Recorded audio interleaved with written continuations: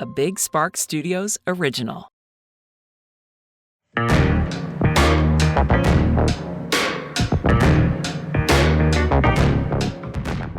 The clock struck 12, and just like that, it's Gay People Month.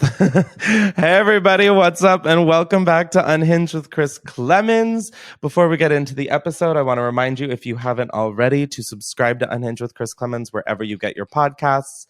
And also, rating and reviewing after you listen helps us out so major, as does commenting on the YouTube video portions. Now, if you like video episodes, we put them up on youtube.com/Chris. And that's my little blurb for the day. Now, before we get into the episode part 2, I wanted to do today's shout out. Now, because it is Pride Month, I wanted to really tailor this month's causes towards the bettering of the LGBTQIA plus community. And that is why for today's episode, we are shouting out Encircle. They believe every LGBTQ plus youth deserves access to supportive spaces and resources to help them heal, grow, and thrive. They offer community programs, support groups, and therapy services at all Encircle homes. You can learn more and donate at encircletogether.org. And it's no secret that in this hole of a country, LGBTQ plus people are day in and day out under attack, and people are less and less safe literally just to be who they are. And I think, we'll talk about it all later in this episode, but I just wanted it to be something like that because, even in the state of Florida, kids are now able to be taken from their parents if they're trans.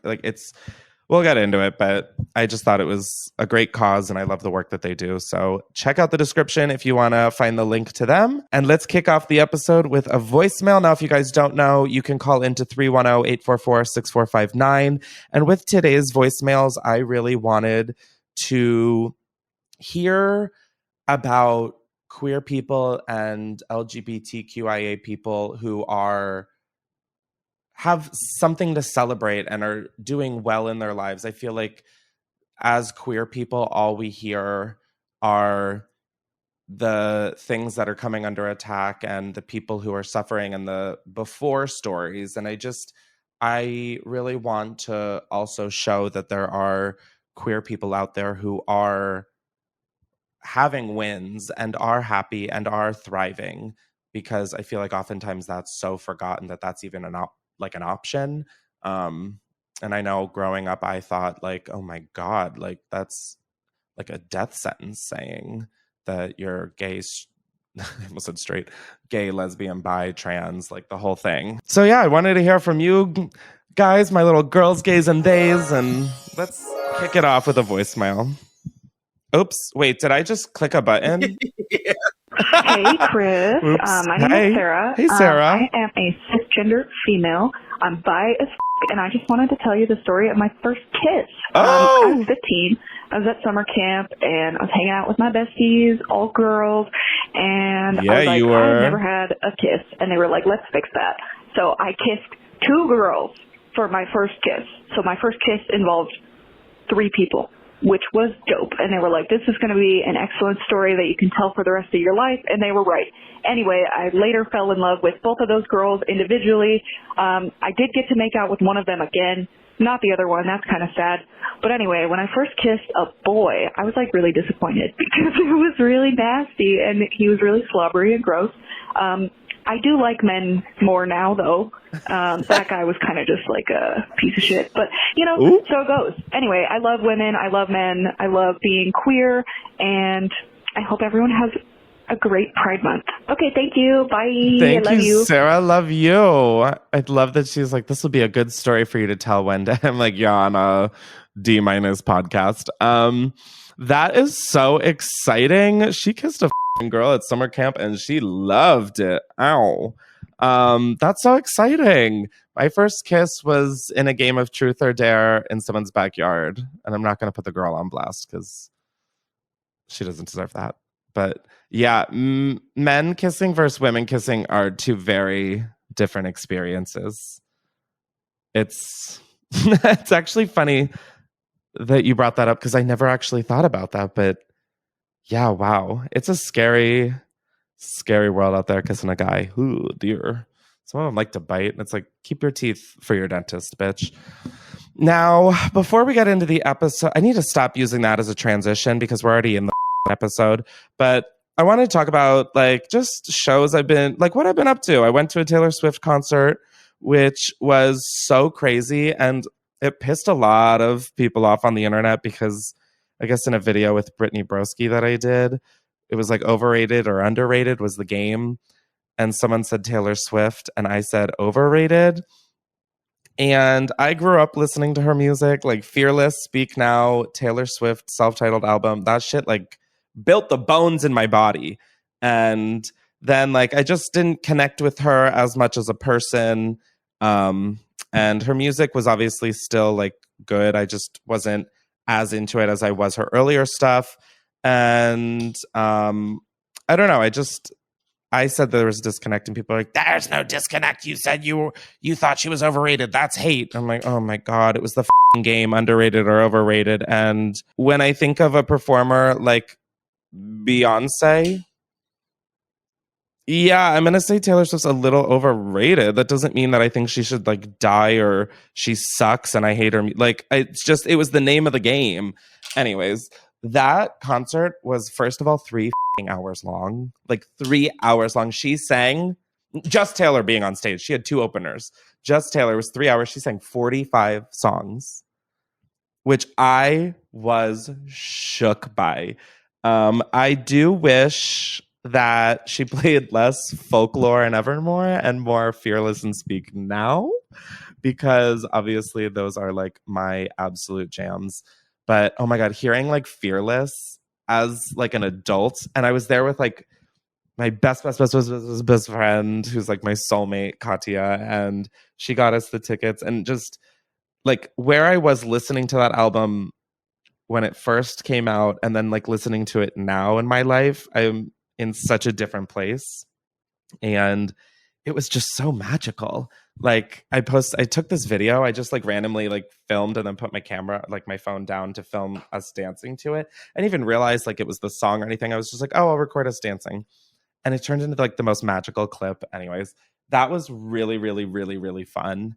And then let's see. Oh, I've RuPaul's Drag Race All Stars. Let's keep it queer in this building. I am watching that. I'm not super into this season, I have to say. I don't know what it is. Obviously, it's like a comfort show of mine, so I love watching it. And I mean, I love drag, so it's fun to watch. But I'm just not like super wowed by many of the queens this season.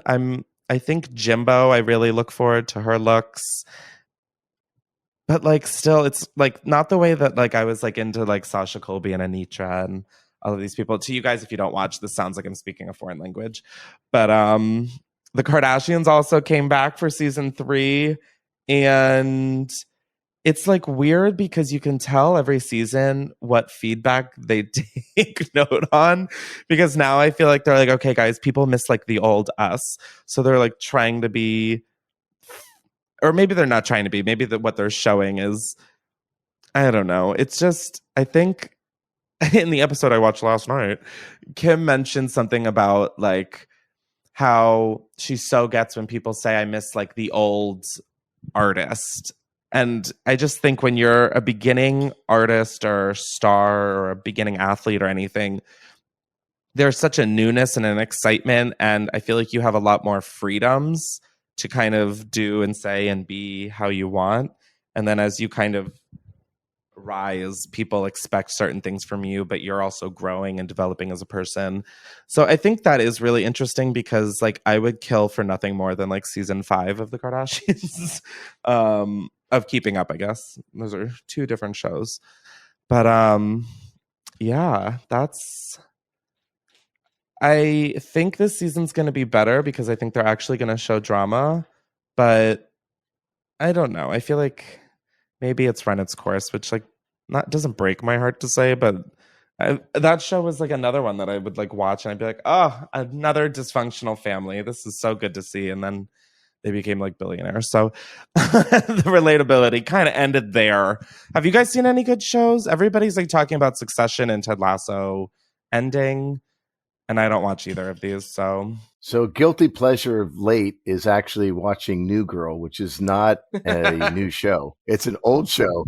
No, it's an old girl. It's an old girl. But Mia is so into it. Oh my God, fun. So while she was away at school, I got into it. And now we've been just jamming through episodes like nonstop. So that's been a lot of fun.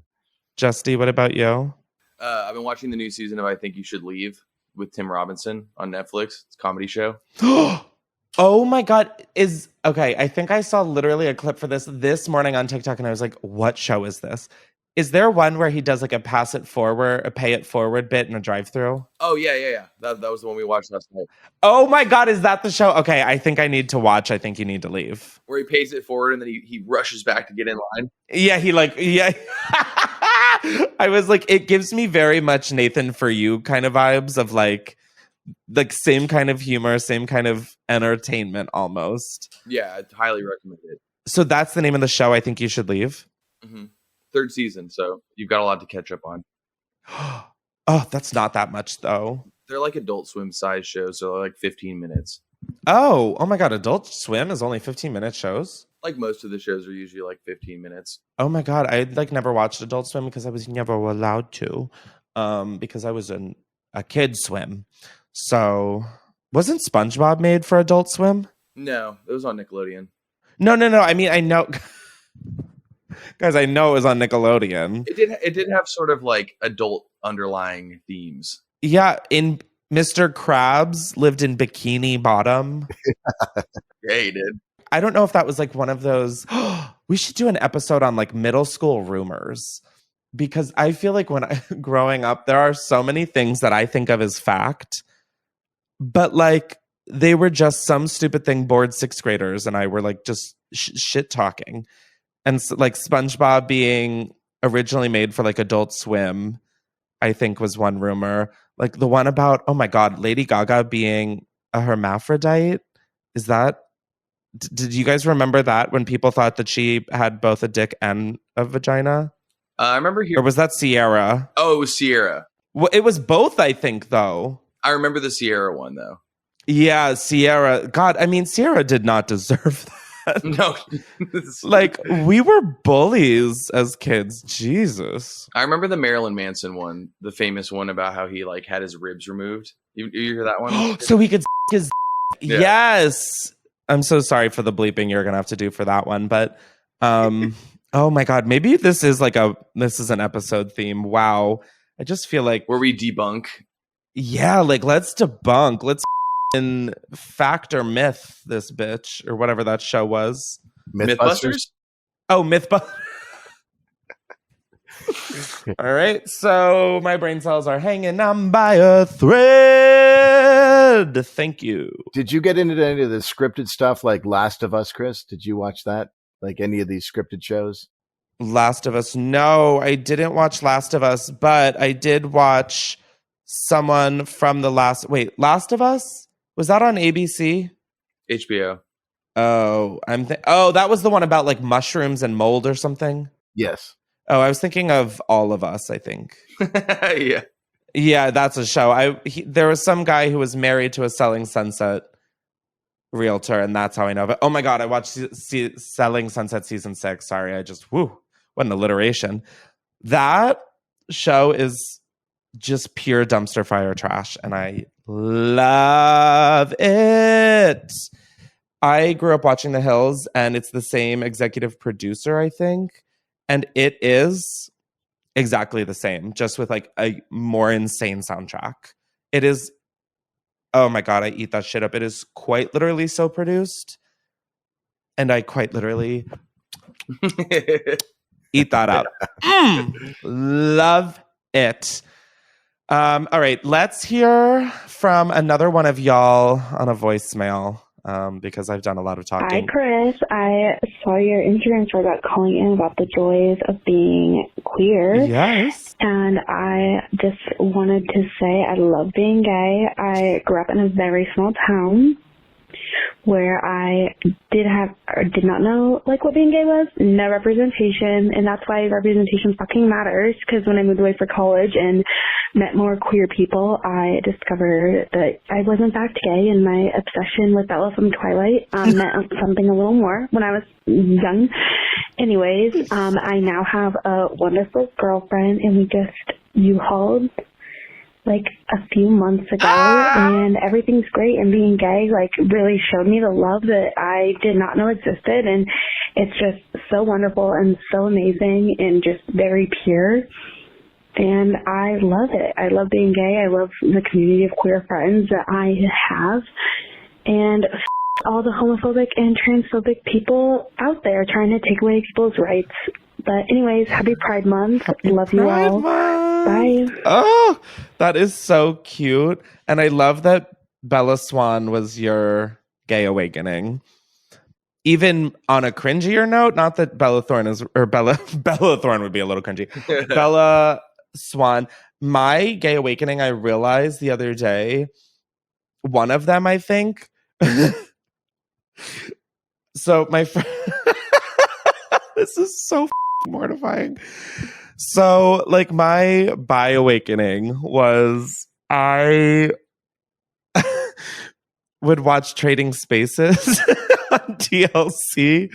And the only reason I remember this is because my friend just showed me this show called Rock the Block. And it's hosted by this guy from Trading Spaces, Ty Pennington. And I remembered that, well, he aged horribly, but I had the biggest crush on him when I was younger. I don't even know why. I think if I looked at a picture of him right now, I mean, I was going to say I would puke in my mouth a little. Not that. I know Ty, Chris. You know him? Yeah. So be gentle. Be gentle. No, I'm not being like mean. I'm just saying, like, I think my taste then was like, ooh, a tall, lanky, tan man. Like, ooh, how hot. With the name Ty, too. I was like, whoa. But I remember going to like the TLC website and printing out all of the people on Trading Spaces just so I could print out Ty Pennington. That is so cringy. But and then Shania Twain was my female sex awakening. Like, she was the OG Hillary Duff for me, and then Hillary Duff was like the full on obsession. Oh, Ty Pennington was the Move That Bus guy? Yes, he was the Move That Bus guy. Extreme Home Makeover. Yeah, he did so many shows. He's like a makeover mogul. Move That Bus. Oh my God. Yeah, Move That Bus. I couldn't remember if that was him or not because I wasn't a huge Extreme Makeover person because I was like, all right, I'm like 10. This is really sad. But Trading Spaces was always fun, especially when people hated their rooms. Oh, why do we not have a Trading Spaces reboot? Unless it's fully still on the air, which I guess could still fully be a possibility. Oh my God, that show was lit. They would do did any of you guys watch that? Extreme Home Makeover, whatever? No, Trading Spaces. I don't. Clearly not. You were too busy going to cool festivals that people wish they met you at. Or something like that. But yeah, Ty Pennington was one of my first bi awakenings. And Move That Bus, more like bus it down. Move that bus it down. That is so wrong on so many levels, yet so right. Speaking of wrong, we're going to talk about homophobia. No, I want to kind of touch back at what we were talking about earlier in the episode of just why I think it's important to have things like Pride Month. I did just recently wreck a bitch on TikTok who went out of her way to go to Target to talk about the Pride collection and how they're forcing gayness and transness on kids. When, first of all, kids can't even fucking read. All they're seeing is a rainbow and going, ooh, rainbow! Like, none of them are saying, rainbow, I want to suck some. Like, I mean, that's just not happening. They're not like, I'm gay now. That's not how being gay works also. But this girl goes to Target and out of her way, she shows some sort of underwear or bikini bottom that she said was like why does this have to be in the children? But she's in the adult section. Like, she's just straight up making shit up about it. And then it also bothers me of all these Christian people. Boycott Target, boycott Target. If they took all of the clothes out of the store and just replaced them with rainbow shit and pride shit, okay, maybe I could be like, I would like some non-rainbow clothes as well.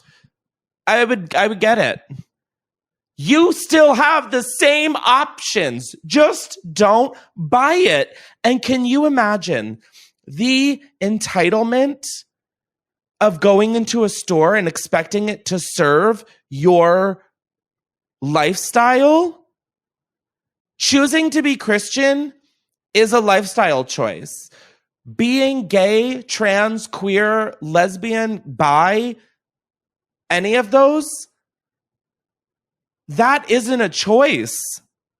That's not the choice, bitch. And that's something that's been really bothering me, is the fact that, like, I grew up Catholic and I can't imagine having walked around feeling like that was the superior and right option. It blows my mind how, like, they're like, well, in the Bible, no offense, I don't care about your fantasy novel. It does not apply to me because I don't believe in it. Just because I believe in magic and Harry Potter doesn't mean I can cast a spell, as much as I'd love to have Vada Kedavra some of you hoes. Like, I swear to God, it drives me nuts. Have your religion.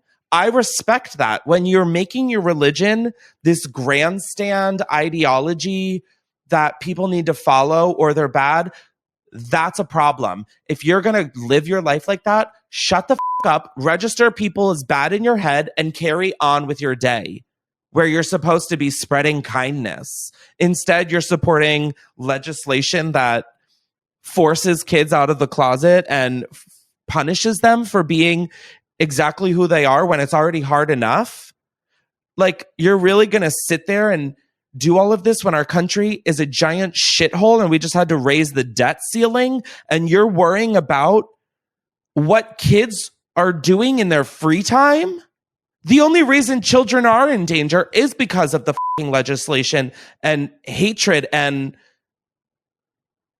like, violence that people who are apparently supporting children and wanting to protect children are putting out there. It blows my mind at the hypocrisy. And the fact that that hypocrisy isn't just so blatant to these people. It's really, like, I can't imagine growing up now.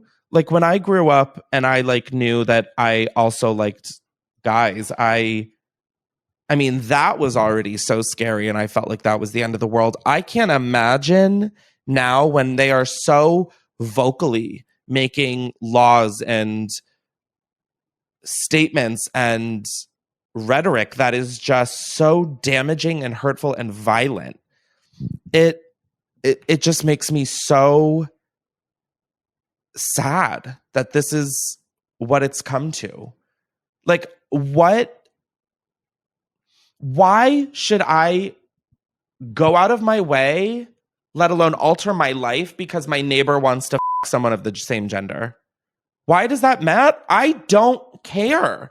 I mean, if they're taking used condoms and throwing them in my yard, yeah, then maybe I'll have a problem, because then it affects me. But if you're going to read the Bible about loving thy neighbor and this and that, fucking walk the walk if you're going to talk the talk. It's so fucking annoying. Or just don't even bring religion into it and just say you're a piece of shit. Like, if you just own the fact that you hated people for who they are, I'd respect you a whole lot more. Granted, it's still fucking little, but I'd at least respect you a lot more than blaming some book that didn't even talk about gay people. It was talking about pedophiles. Like, it just... And oh my God, you guys want to worry about children's genitals and what those children feel, how they identify. And yet The people touching children's genitals are priests, are police officers, are teachers, are people in positions that are to protect children. Bitch, bye. The call is coming from inside the chapel. I'm done. I'm so fucking done. When is a drag queen? I've never heard of a drag queen killing someone, touching someone inappropriately, touching a child inappropriately. Once you can show these receipts of how big of a problem y'all are making it out to be, then we can talk. But until then, shut your toothless mouth, bitch.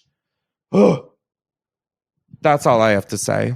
Anyways, this is why we have voicemail, so I have to stop talking.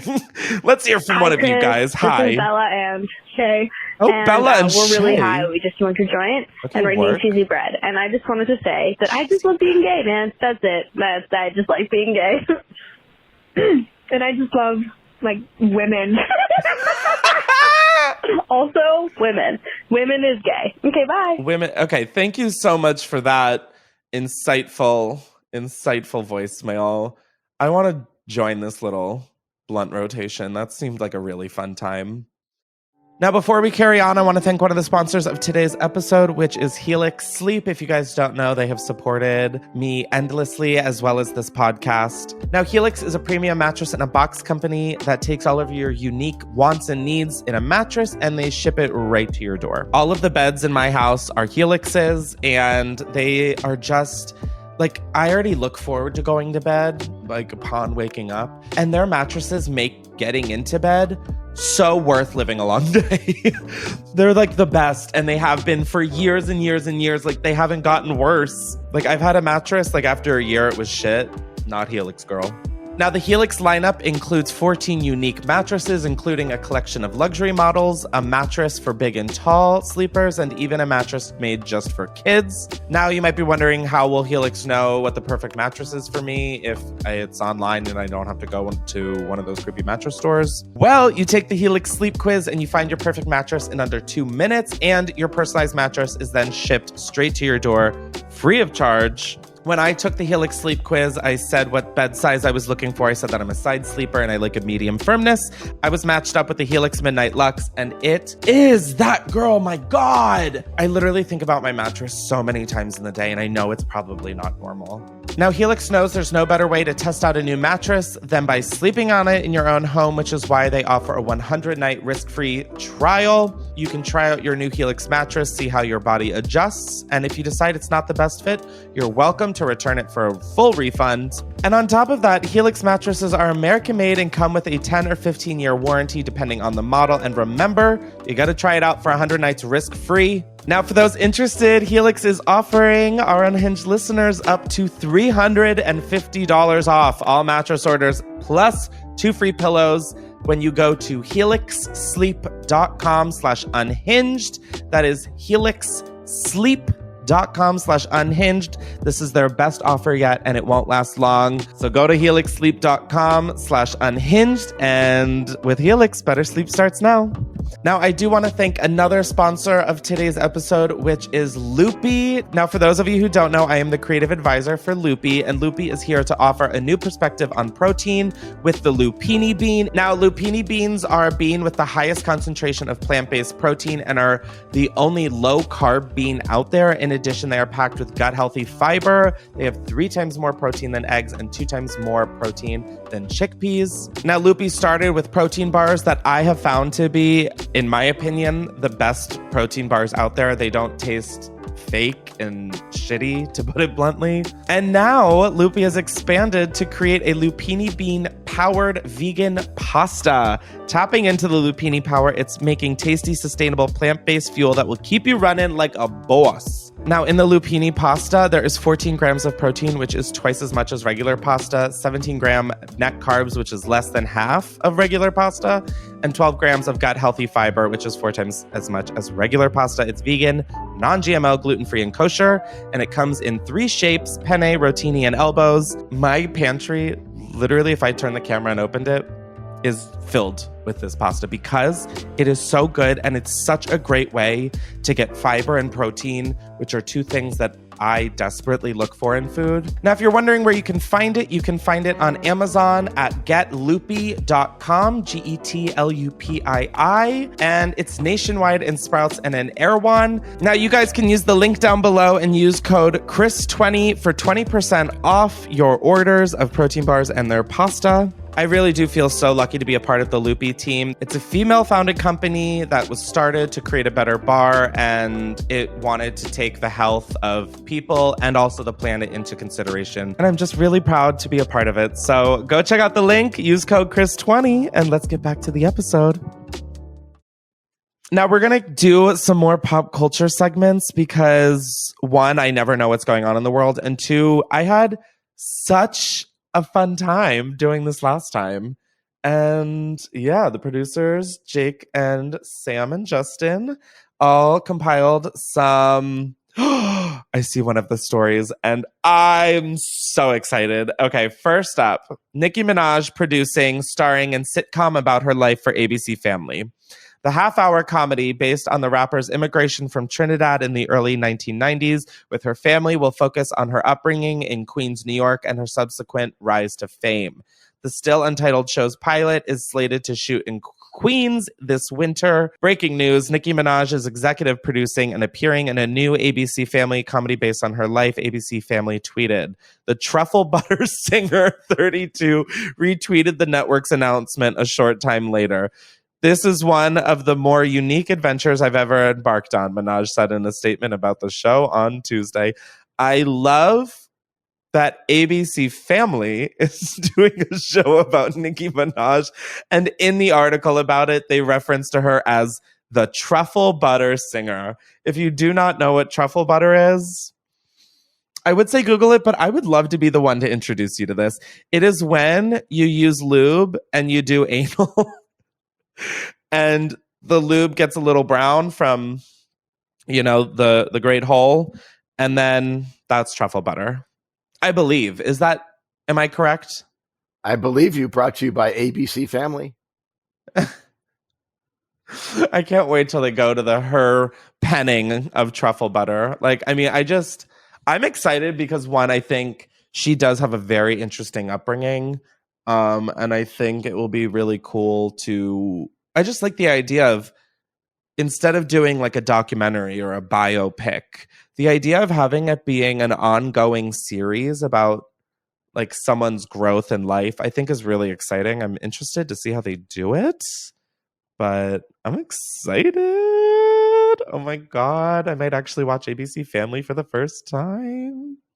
Now, the next story is one that I actually read on my own because this is like the center of all of my niche interests.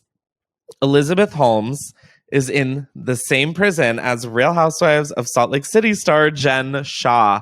Elizabeth Holmes is serving time in federal prison alongside another notable inmate, Real Housewives of Salt Lake City star Jen Shah. On Tuesday, Holmes, 39, reported to federal prison Camp Bryan in Texas, a minimum security prison facility that houses 655 female offenders. The disgraced founder of blood testing company Theranos began her 11-year, 3-month prison sentence on Tuesday. The FBI, or the Bureau of Federal Prisons, confirmed to people. I was trying to be slick and abbreviate it, but it wasn't the right thing. According to the BOP, Shah, 49, is also imprisoned at Bryan FPC, about 100 miles outside of Houston. Both Shah and Holmes were convicted on fraud charges. I mean, Jen Shah's arrest and like demise was like the reason I started watching Real Housewives of Salt Lake City. It combines like a crime doc with reality television, and both of those are my favorite thing. And that's how I got into it. And then when I saw this article, I haven't seen the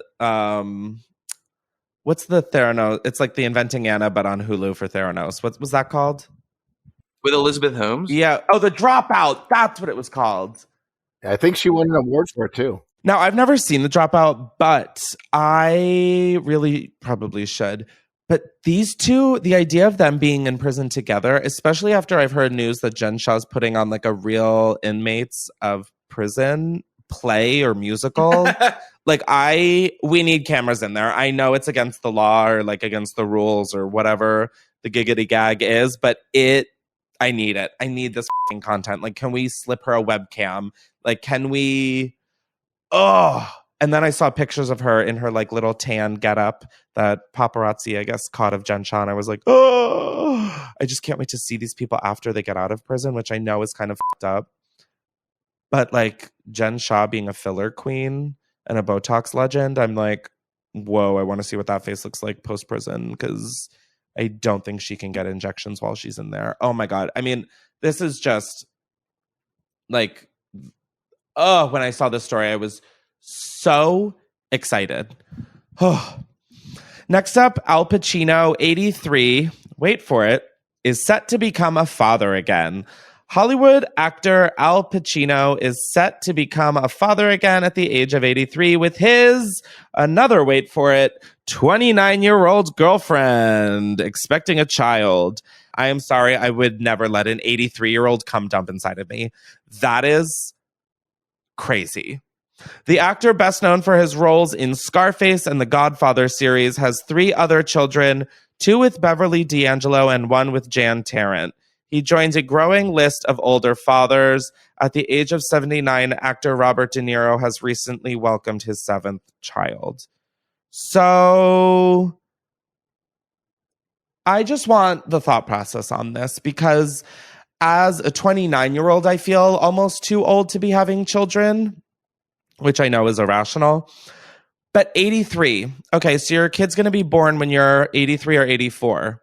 It's going to turn 7 and you'll be 90 or 91.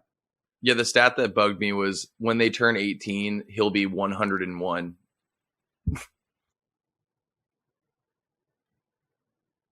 I don't have a rebuttal to that. I have nothing to say. I think it's f***ed up. That is so gross. Just because you can have a baby does not mean you should. And like Robert De Niro, I'm a fan of his, like his movies and acting and shit. 79, buddy, come on. Your kid's going to turn 21 and you will be 100. Does that not, like, if someone told me, hey, if you had a kid now, they would turn 21 when you're 100. Booger, come here. Yeah, Booger. I'm even Booger's like shook by this. She's like, what the f*** is going on in this shit? Yeah, you tell him, Booger. In terms of these older men having these children at such a like senior age, I wonder if they're just trying to make sure that they don't need history tutors when the kids get old enough to study in high school. They'll have like an in-house history tutor because they're going to be 100 years old. Oh, I didn't even understand where you're going with that, but I was like, what? I don't get it. Because they're old, Chris. Let's not age shame now, Jake. Just kidding. They're too old. Next up, Taylor Swift fans claim post-concert amnesia due to bizarre phenomenon. Taylor Swift's Eras Tour should be a night to remember, spanning 52 dates, 20 stadiums, 10 albums, and 44 songs, each show lasting more than 3 hours. But multiple fans are experiencing signs of amnesia after attending the concert. Post-concert amnesia is real, Jenna Tokel-Tillen, 25, told Time Magazine. Is that just a fan? Or is that like a scientist? Toka-Tillian from New York went to see Swift at Gillette Stadium in Massachusetts, but she had spent so long dreaming about what it would be like to see the singer in person, she later claimed she couldn't grasp what was reality. Experts say that there's a reason behind this occurrence, and you don't even have to be at a concert for it to take place. This is not a concert-specific phenomenon. It can happen anytime you're in a highly emotional state. Ewan McNay, an associate professor in the Department of Psychology at the State University of New York at Albany, told Time, high levels of emotions have a lot to do with the feelings of forgetfulness. So is that why I don't remember a goddamn thing? Is because I am always so emotional? Like, I'm not even kidding. I'm like, also, yeah, I guess I too don't really remember a good chunk of the concert. And it's not because I was like drunk, although I did take a bunch of little exotic gummies. there was just a huge part that was kind of a blur, mostly because there was just so much going on. I mean, the stage was, first of all, huge, and her sets were like big. Like, she brought a whole house on the stage, and I was like, Miss Ma'am, what? So that's interesting. I wouldn't have thought that I had post-concert amnesia, but maybe I do. But I wonder really if that is a reason why I don't remember a lot of things, because I am so emotional. Or something I do a lot is I will hype things up in my head. Like if I'm like going to like a Beyonce concert front row, which I am, and I have done this now. I'm like, oh my God, she's going to see us and bring us up on stage. And then I'm like, oh my God, Chris Doll. No, this is why you're also so disappointed all the time, is because I'm sitting here, I'm like, Beyonce's going to see us and want to be our friend. So I wonder if that, I'm going to have to look more into this, and maybe I'll report back next week. Do we have another voicemail? Hi, Chris. Hi. And Sam and Justin and Jake. Love you guys. So, it's Pride Month, bitch. It and is. We are coming in hot. We have to, because all this anti-LGBTQ shit all over this country, I'm not here for it. And I know you aren't either. You're a huge inspiration to me, honestly, as a bisexual person that lives authentically and isn't afraid to live authentically, and I want that for everybody in our community. I just recently got a job with the Wisconsin LGBT Chamber of Commerce. Yes, bitch. She's college graduated and actually using her degree. Period. So excited. So I'm literally getting to live out my dreams of supporting LGBTQ plus owned and operated businesses in my state. It's definitely a struggle sometimes to find support, find community, find love.